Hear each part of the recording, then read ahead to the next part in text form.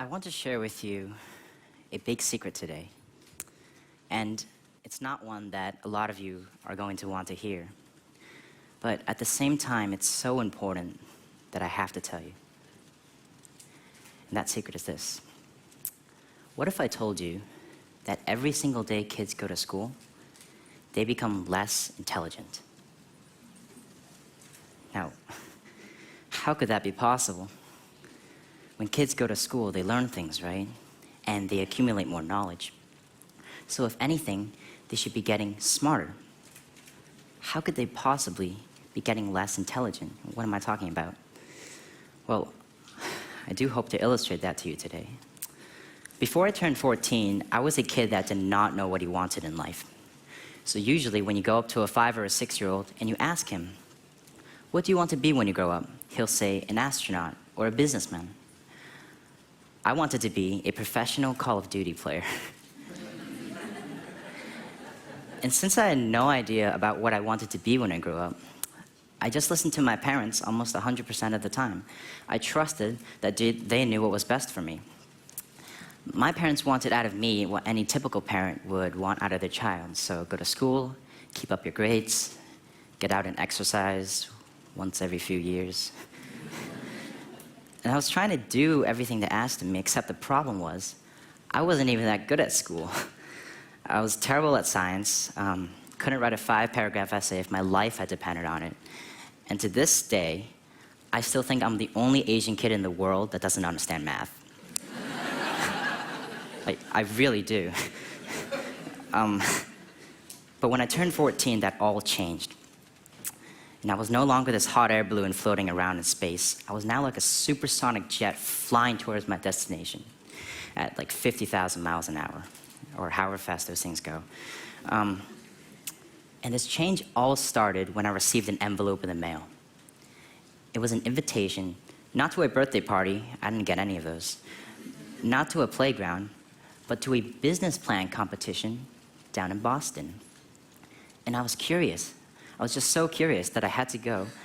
And the program director explained to us that over 5 months, we would form a team, develop a business idea, and present this idea to a panel of judges who would be judging us on, how good our suits are and how good our business ideas were. And long story short, over that 5 months, I formed a team, developed an idea, and we actually ended up winning that competition and taking home a check. And that one event sparked my interest for going to more and more of these competitions. And over the next 2 years of my life, I actually went to dozens and dozens of these competitions, and I was winning almost all of them. And I realized that I liked going to them so much, not just because I liked winning them, but also because I had an unrealized passion.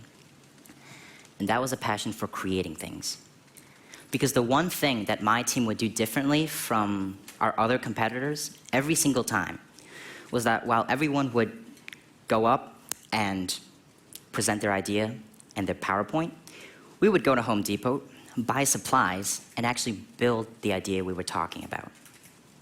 And the judges were just so blown away by the fact that a bunch of teenagers could go and create things, could make prototypes and minimally viable products. And we won almost every single competition just because the judges loved that we had gone and executed.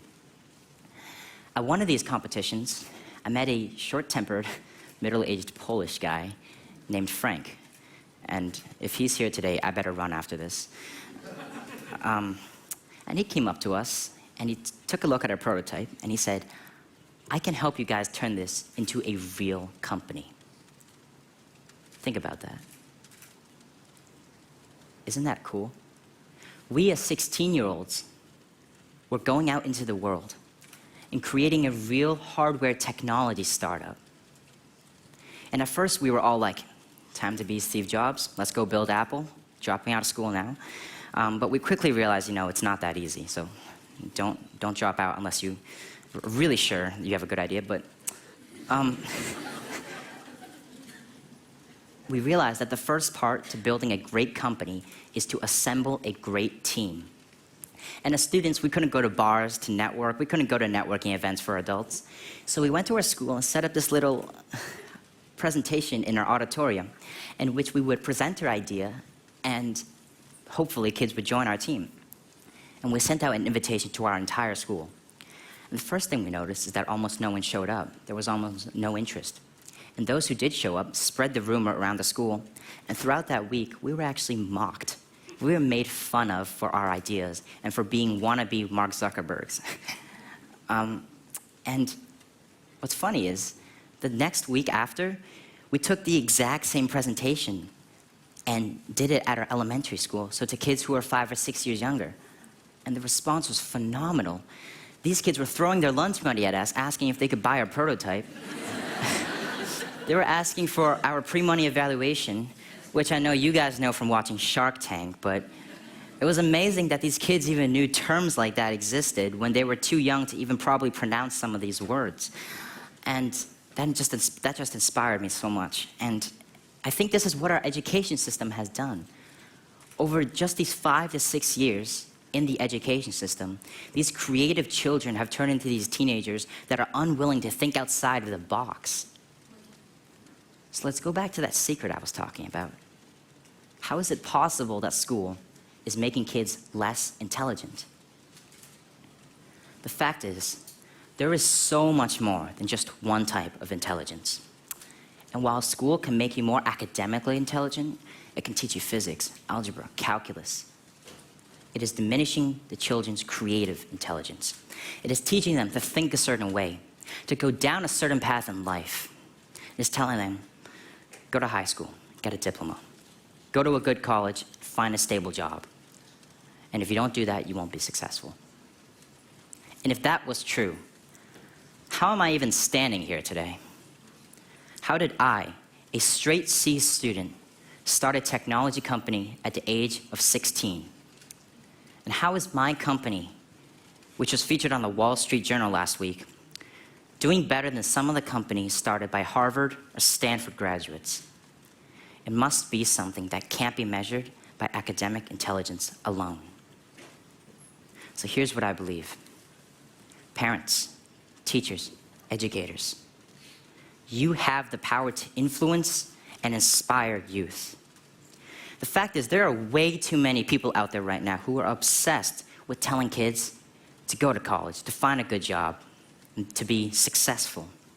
There are not enough who are telling kids to explore more possibilities, to become entrepreneurs. And if there's one message that I want parents, kids, and all of you to take away from what I've said here today, it's that you can open your own doors, and that you can stray away from this conventional, limited, and narrow path that education sets us upon. You can diverge and create your own future. You can start your own companies and start your own nonprofits. You can create, you can innovate. And if there's one message I want you to take away from everything I've said, it's this. No one has ever changed the world by doing what the world has told them to do. Thank you.